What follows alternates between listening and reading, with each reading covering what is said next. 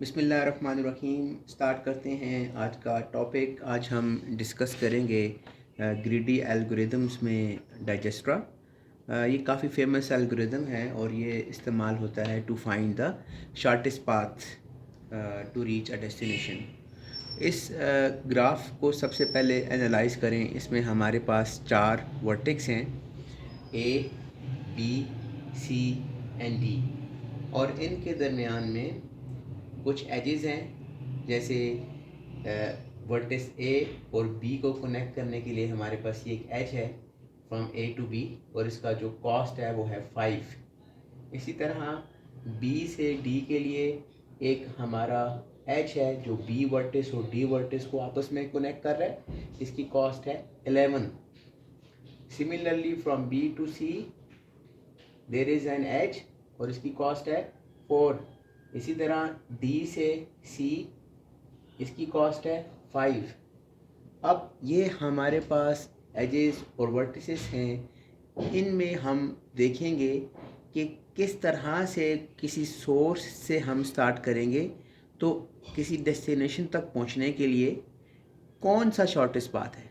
यानी अगर मैं एज्यूम करूं कि मेरे पास ए एक सोर्स है तो जो डेस्टिनेशन है, फ़र्ज़ करें वो मेरे पास डी है, तो डी तक पहुंचने के लिए मेरे पास सबसे शॉर्टेस्ट पाथ क्या होगा, तो उसे हम कहते हैं उस शॉर्टेस्ट पाथ को फाइंड करने के लिए। अभी तो आपको नज़र आ रहा होगा ना कि अगर आप यहाँ पे चेक करें कि आपने डी तक पहुँचना है तो देर आर 2 और 3 वर्टिसेस, 3 पाथ्स अवेलेबल। कौन कौन से पाथ्स हमारे पास अवेलेबल हैं, कौन कौन से वर्टिसेस अवेलेबल हैं। आप ए से जाएं बी पे, बी से जाएं डी पे, तो इसकी कॉस्ट देखें तो ये हमारे पास बन जाएगी 16। एक तो ये वाला हमारे पास पाथ बनता है। एक बनता है ए से जाएं सी पे और सी से जाएं डी पे, ये बनता है 15। और एक और पाथ बनता है ए से जाएं बी पे, बी से जाएं सी पे और सी से जाएं डी पे। इस कॉस्ट को ऐड करें 9 एंड 5 14।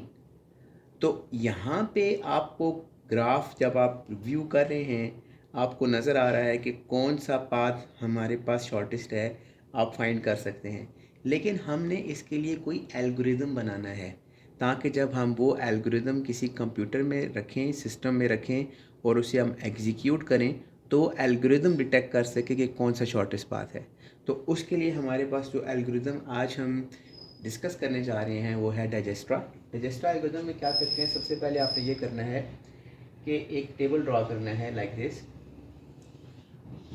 डाइजेस्ट्रा एल्गोरिथम फाइंड यानी इसकी एग्जीक्यूशन करने के लिए कैसे करते हैं, एक टेबल बनाते हैं, इसका टेबल आपने ड्रॉ करना है। यानी एल्गोरिथम किस तरह से काम करता है, डाइजेस्ट्रा एल्गोरिथम कैसे फंक्शन करता है, इसके पीछे कोई प्रोग्राम है, वो प्रोग्राम जब एग्जीक्यूट होता है वो किस तरह फंक्शन करता है। तो हमारे पास देख लें कि जो हमारी डेस्टिनेशंस हैं ए, बी, सी एंड डी, ये हमारे पास 4 डेस्टिनेशंस हैं। और अब आपने क्या करना है कि इन डेस्टिनेशंस को यूज़ करते हुए शॉर्टेस्ट पाथ फाइंड करना है। कैसे स्टार्ट करेंगे, सबसे पहले आपने अगर शॉर्टेस्ट पाथ कोई फाइंड करना है तो सोर्स डिसाइड करना है कि सोर्स कहाँ पे है। तो इस ग्राफ में आप देखें कि किस नोड से या किस वर्टिस से आप स्टार्ट करना चाहते हैं। तो फ़र्ज़ करें मैं एज्यूम करता हूं कि मैं ए से स्टार्ट करना चाहता हूं, ठीक है। तो first of all I need to select the source. तो अल्फ़ाबेटिकली देखा जाए तो ए सबसे पहले आता है, तो मैं ए को एज अ सोर्स सिलेक्ट कर रहा हूँ। तो जब आप ए को एज अ सोर्स सेलेक्ट करेंगे यहाँ पे लिखेंगे ए, ठीक है। और ए को सोर्स सेलेक्ट करने के बाद आप बाकी सारे जो होंगे हमारे पास, ये सोर्स सेलेक्ट हो जाएगा तो यहाँ पे आप लिख देंगे जी 0, और बी को आप कर देंगे इन्फानाइट इन्फानाइट इन्फानाइट। ए को मैंने 0 क्यों रखा है कि ए को मैंने एज अ सोर्स सेलेक्ट किया है, तो ये बताने के लिए कि अगर मैं ए से शुरू करके ए पे ही एंड कर दूँ, यानी if I start my journey from A and my destination is A, there is no cost involved in that, ठीक है। कि अगर मेरा जो ट्रैवल है, if I start my travel from vertex A and I remain there, there will be no cost involved in doing that. I mean, it's logical. This is why I put 0 in this cell A. तो यहाँ पे आप देख लें, this is the source, this is my destination. So if my source and destinations are same, the cost is 0. Next हम क्या करेंगे, ए को जब आपने एज अ नोड सेलेक्ट कर लिया, सोर्स आपने सेलेक्ट कर लिया, फिर आप क्या करेंगे, फिर दोबारा से अब आप ए से आप चेक करना शुरू करेंगे बाकी नोड्स को. तो यहाँ पे आप लिखेंगे, यहाँ पे आप लिखेंगे ए, अगेन आप लिखेंगे ए. अगर आप ए से ए पे जाएं, ए से ए पे जाएं तो क्या कॉस्ट बन रही है, वो तो ऑलरेडी आपको पता है कि ऑलरेडी हमारे पास 0 ऊपर लिखी हुई है. तो यहाँ पे भी अगर आप जाएं ए से ए पे तो 0 कॉस्ट ही बनती है, तो यहाँ पे लिख दें 0. ठीक है. यानी इसमें इस एल्गोरिदम का जो फंक्शन है ना, मैं दोबारा से आपके सामने एक दफ़ा फिर थोड़ा सा कर देता हूँ ताकि आसानी हो जाए.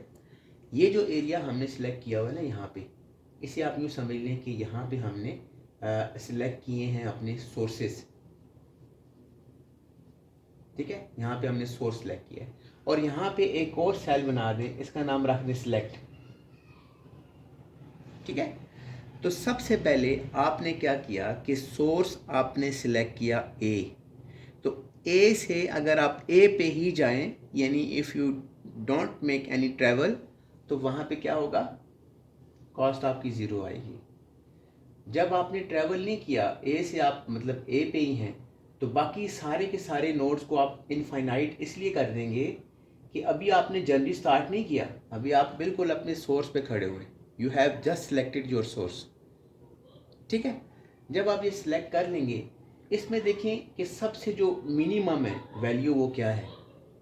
सबसे मिनिमम ये तो इनफाइनाइट है, ये भी इनफाइनाइट है, ये भी इनफाइनाइट है. ये 0 जो है ये सबसे कम है, सबसे मिनिमम है.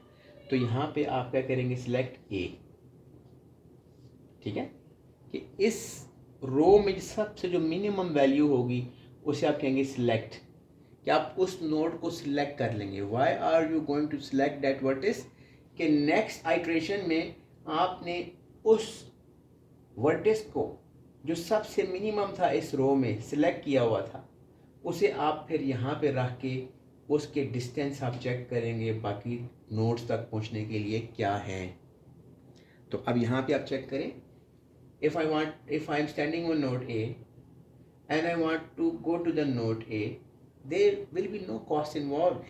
तो यहाँ पे आप सिंपल आप देख लें कि A से A तक जाने के लिए हमने पहले भी 0 लिखा हुआ है, तो आप सिंपली यहाँ पे मार्क कर दें टिक कि we have already determined that if we want to make a travel from A to A, there is no cost involved. So if we have already determined this and we have selected node A, no need to check again कि वहाँ पे cost क्या है. ठीक है. कि if we know कि A से A तक जाने के लिए cost 0 है and we have selected that node, यहाँ से मिनिमम कॉस्ट यही बनती है ना. तो फिर दोबारा जब आप एक दफ़ा इसको सिलेक्ट कर लिया है, इट मीन्स कि ये हमारे लिए फाइनल हो चुका है. राइट. अच्छा, ठीक है जी. तो अब आपने क्या करना है, यहाँ से देखना है ए से नेक्स्ट. ए से अगर आप बी पे जाएं तो क्या कॉस्ट है. अगर ए से आप बी पे जाएं तो कितने पाथ, पहले तो देखें कितने पाथ अवेलेबल हैं. ए से अगर आप बी पे जाएं तो एक पाथ तो ये है कि फ्रॉम ए टू बी, तो यहाँ पे आप लिखें ए टू बी, डायरेक्ट एक पाथ है. इसकी कॉस्ट कितनी है, 5. अब और पाथ भी तो हैं. फॉर एग्जांपल ए से आप जाएं सी पे, और फिर सी से आप जाएं डी पे, और डी से फिर आप जाएं अगेन बी पे, क्योंकि डेस्टिनेशन आपकी बी है ना, दिस वन. तो इस केस में क्या कॉस्ट होगी, 10, 15 एंड 11, यानी काफ़ी ज़्यादा हो जाएगी ना, 15 एंड 11. तो 5 1 6 26. कितनी कॉस्ट इन्वॉल्व हो जाएगी।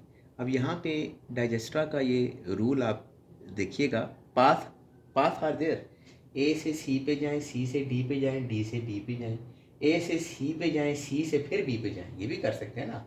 ए से आप सी पे जाएं और सी से फिर आप बी पे जाएं, ये कॉस्ट बनती है 14, ये बनती है 26, ये ऊपर वाली 26, सबसे ये वाली 5, ये 14। तो यहाँ पे डाइजेस्ट्रा का ये रूल है कि वो पाथ जो आपने सिलेक्ट नहीं किए उन्हें as a intermediate vertex choose नहीं कर सकते। मैं अगेन रिपीट करता हूँ, वो पाथ जिनमें ऐसे नोड्स इस्तेमाल हुए हों जो अभी तक आपने सिलेक्ट नहीं किए, उन्हें आप इंटरमीडिएट वर्टेक्स कंसिडर नहीं करेंगे। जैसे यहाँ पे देखें, ए से आप सी पे जाएं, सी से आप डी पे जाएं, फिर डी से आप बी पे जाएं, लेकिन सी और डी दो ऐसे नोड्स हैं जो यहाँ पे सिलेक्ट नहीं हुए अभी तक। अगर ये सिलेक्ट नहीं हुए हैं तो we can not use them. अगर मैं ये बात आपको ना बताता, ठीक है ना, ये सिलेक्ट वाला है ना, ये वाला सोर्स वाला, या चलें ये कर, ये सिलेक्ट है, सिलेक्ट सिर्फ हमारे पास ए हुआ है, तो वी कैन यूज़ ए के बाद सी डी यूज इसलिए नहीं कर सकते कि अभी तक वो सिलेक्ट ही नहीं हुए। If you want to make use of node C and D as an intermediary to reach B, they must first be selected. At present they are not being selected, so we cannot use them. वैसे भी जो अभी scenario इस तरह का है कि जिसमें हम ए सी डी यूज़ नहीं करेंगे क्योंकि कॉस्ट बहुत ज़्यादा आ रही है, लेकिन जो डाइजेस्ट्रा का रूल है, अगर ये कॉस्ट यहाँ पे 1 भी आ रही होती या 2 भी आ रही होती तो भी हम इस पाथ को यूज़ नहीं कर सकते थे क्योंकि अभी तक हमने इसे सिलेक्ट नहीं किया। ठीक है, तो अब यहाँ पे चेक करें कि हमारे पास जो वैलिड पाथ है वो है ए टू बी। तो ए टू बी क्या कॉस्ट बनती है, अगर ए से हम बी पे जाएं तो 5। अब चेक करें, एक कॉस्ट बनती है 5, पिछली कॉस्ट कितनी है, इनफाइनाइट, इन दोनों में मिनिमम क्या है 5, तो इसका मतलब है यहाँ पे आप सिलेक्ट कर लेंगे 5, डन। अब आप चेक करें, ए से अगर आपने सी पे जाना है तो क्या पाथ हमारे पास है, ए टू सी। अगेन ए से अगर आप सी पे जाएं, एक तो है कि ए से आप बी पे जाएं, फिर बी से आप सी पे जाएं, ये भी हो सकता है ना कि पहले आप ए से बी पे जाएं, फिर बी से आप सी पे जाएं।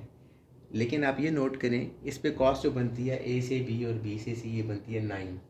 लेकिन ये नोट करें कि ए से आप बी पे इसलिए नहीं जा सकते कि you have not selected B, अभी तक बी आपका यहाँ पे सिलेक्ट नहीं हुआ, तो ये आपका even though it is laser in cost, it has low value as compared to going from vertex A to C, because the edge value from A to C is 10, but we cannot use B because B is not been selected, has not been selected so far. तो फिर हम क्या करेंगे, यहाँ पे check करेंगे कि A से अगर आप C पे जाएं तो 10 कॉस्ट है और ओल्ड वाली कॉस्ट कितनी है, इनफाइनाइट, दोनों में मिनिमम कौन सी है, 10, यहाँ पे लिख लेते हैं। फिर आप ए से डी पे जाएं तो देखें, ए से आप डी पे जा सकते हैं या नहीं, जा सकते हैं। ए से सी पे जाएं, फिर सी से डी पे जाएं, या ए से यहाँ बी पे जाएं, बी से सी पे जाएं, फिर आगे डी पे जाएं। ये भी हो सकता है कि ए से बी पे जाएं, बी से डायरेक्ट डी पे जाएं। लेकिन ये जितने भी कम्बिनेशंस हैं we can not use them, क्योंकि जो इंटरमीडिएट नोड्स हैं वो अभी तक सिलेक्ट नहीं हुए, ये पॉइंट ध्यान में रखिएगा। तो अभी इस केस में हमारे पास ए से डी तक जाने के लिए कोई पाथ भी अवेलेबल नहीं है। आप ये कह सकते हैं अवेलेबल है कि ए से आप सी पे जाएं, फिर सी से आप डी पे जाएं, लेकिन मैंने रूल बताया है कि if you want to use any node as intermediate to reach the destination, that intermediate node must first be selected in this place. तो अभी तो सिलेक्ट नहीं हुआ तो we can not use that. खैर, जब ये कर लेंगे, ये करने के बाद आपने ये देखना है कि इस सब में मिनिमम वैल्यू किसकी है? इस रो में सबसे मिनिमम वैल्यू किसकी है? ये इनफाइनाइट है, C10 है, B5 है, तो ये तो ऑलरेडी हम मार्क कर चुके हैं, तो we can not use it again, हम मार्क कर चुके हैं इसे। तो सबसे वैल्यू कम B की है, तो we are going to select the B है। B सिलेक्ट कर लेंगे, B को आप उठा के इधर ले आएंगे यहाँ पे। A तो आपने विजिट कर लिया हुआ है, अभी B को भी आपने सिलेक्ट कर लिया है, ठीक है। अब आपने जाना है C पे, C पे जाना है B से, तो चेक करें क्या B से हम C पे जा सकते हैं? जा सकते हैं, लेकिन ये ख्याल रखना है कि जब कॉस्ट आप कैलकुलेट करेंगे तो कॉस्ट आप स्टार्ट से शुरू करेंगे, उसको सोर्स से स्टार्ट करेंगे। यानी आप ये नहीं कह सकते कि डायरेक्ट B से C की कॉस्ट लिखने के 4 है, आपने A को शामिल रखना है दरमियान में, क्योंकि सोर्स से स्टार्ट करना है ना। तो ऐसा तो नहीं हो सकता कि कोई बंदा अगर फॉर एग्ज़ाम्पल अगर कोई भी जो है वो टेक्सला से अगर फॉर एग्ज़ाम्पल कोई बंदा लाहौर जाना चाहता है तो he can not start his travel from Jhelum, यानी आप सोर्स से ही काउंट करना शुरू करेंगे। तो उसी तरह से आप ये नहीं कह सकते कि बी से direct C, you must include A in that travel. तो यहाँ पे चेक करें तो आप कहेंगे ए से पहले जाएं बी पे, बी से फिर जाएं सी पे। ये कॉस्ट बनती है 5 और 4 9। एक तो ये कम्बिनेशन बनता है, दूसरा ये बनता है कि ए से डायरेक्ट सी पे जाएं, बन सकता है ना, ए से डायरेक्ट सी पे जाएं, तो ये बनती है 10। अब ये भी आप रूल याद रखिएगा कि ए से डायरेक्ट आप सी पे नहीं जा सकते, क्योंकि आपने बी को सिलेक्ट किया है, तो इस ए और सी के दरमियान बी ज़रूर होना चाहिए, आप उसे इग्नोर नहीं कर सकते, क्योंकि आपने ये कहा है कि I want to select B as intermediatory node to reach C, तो वो लाजमी सिलेक्ट होना चाहिए, ठीक है ना। आप ये नहीं कर सकते कि डायरेक्ट ए से सी कर दें, बी को छोड़ दें, यू मस्ट इंक्लूड बी। इसका मतलब है ये ए से सी वाला जो पाथ है ये तो हम यूज़ ही नहीं कर सकते। इसी तरह एक पाथ बनता है ए से बी से सी, एक बनता है ए से बी से फिर डी फिर सी, यानी ए बी डी और सी, ऐसे कर लें। अब अगेन आप इसमें बी तो चलें आ गया, लेकिन जो है वो बी तो आ गया, लेकिन जो डी अभी तक ये सिलेक्ट नहीं हुआ, यहाँ पे अगर सिलेक्ट नहीं हुआ तो हम इसे यूज़ नहीं कर सकते। तो हमारे पास फिर एक ही कम्बिनेशन बन रहा है कि ए से बी पे जाएं, बी से सी पे चले जाएं, तो हमारे पास वो कॉस्ट बनती है 9। जो पुरानी कॉस्ट है वो हमारे पास कितनी है? 10। तो कौन सी कम है? 9। तो यहाँ पे आप लिख दें 9, ठीक है। और फिर इसी तरह से बी से अगर आप डी पे जाएं तो बी से डी पे क्या कॉस्ट बनती है?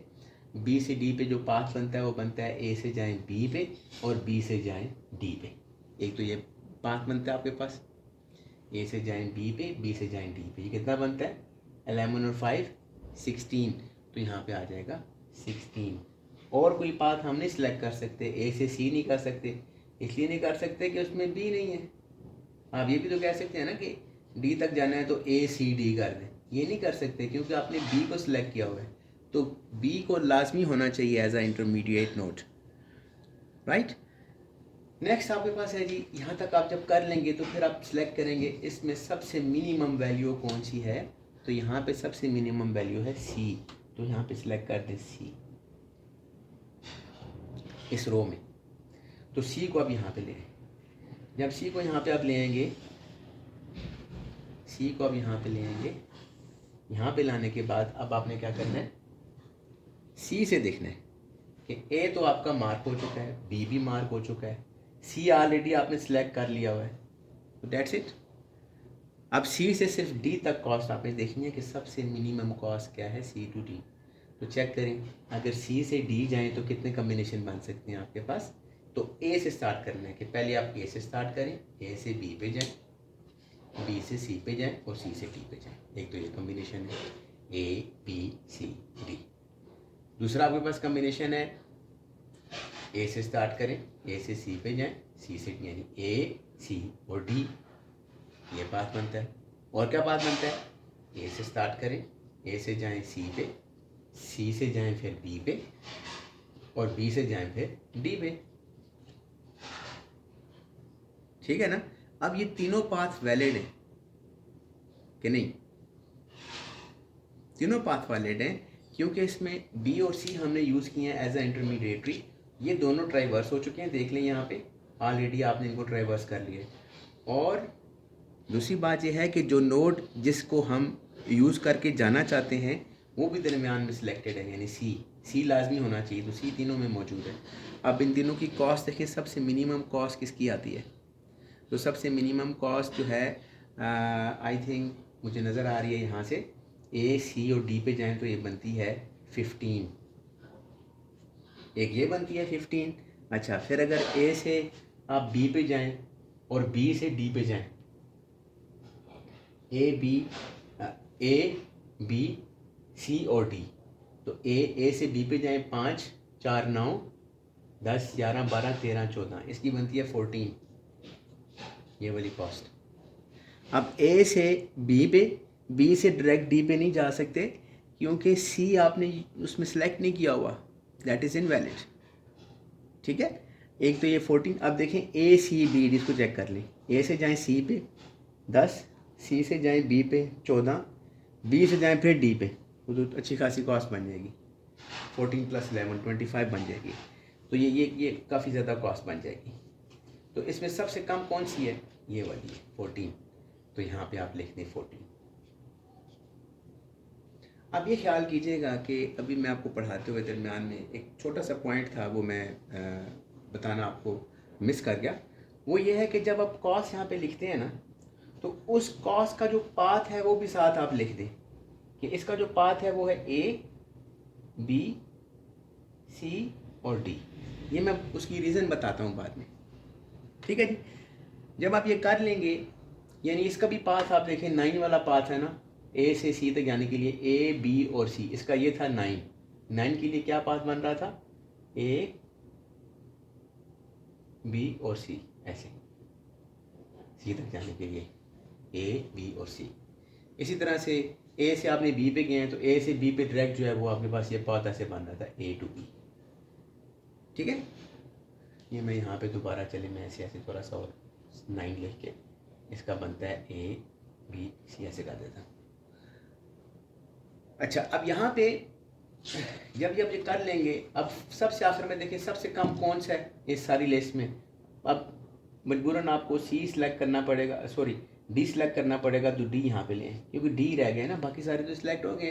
तो डी जब यहाँ पे आप लेके आएंगे तो ऑटोमेटिकली ये यहाँ पे सारे के सारे सिलेक्ट हो जाएंगे, तो यहाँ पे डाइजेस्टर आपका एंड हो जाएगा। अब इसका फ़ायदा क्या है? फ़ायदा इसका ये है कि फ़र्ज़ करें अगर आपने मूव करना है टू नोड सी पे मूव करना है, तो शॉर्टेस्ट पाथ आप कैसे निकालेंगे? सिंपली आप जाके देखें कि जो सी है, सी वाले कॉलम में सबसे मिनिमम वैल्यू कहाँ पे है? वो ये वाली मिनिमम वैल्यू है, उसका पाथ देख लें। ये सबसे शॉर्टेस्ट पाथ ये वाला है ए बी सी। ठीक है, इसी तरह आपने डी पे जाना है फ्रॉम ए, तो सबसे शॉर्टेस्ट पाथ क्या होगा कि डी वाले कॉलम में देखें सबसे मिनिमम वैल्यू क्या है? ये 14 वाली सबसे मिनिमम है, तो इसका देख लें ये पाथ ऐसे बनता है ए बी सी और डी। इसी तरह अगर आपने ए से बी पे जाना है तो कौन सा सबसे कम वैल्यू कौन सी यहाँ पे आ रही है? ये 5 आ रही है, तो डायरेक्ट आप ए से बी पे जा सकते हैं like this A to B. अब आप चेक कर लें कि यहाँ पे जो वैल्यूज़ लिखी हुई हैं मिनिमम, तो शॉर्टेस्ट पाथ जब फाइंड करते हैं तो वही वैल्यू इस्तेमाल करके आप शॉर्टेस्ट पाथ फाइंड कर लेते हैं। तो ये हमारे पास है डाइजेस्टर एल्गोरिथम।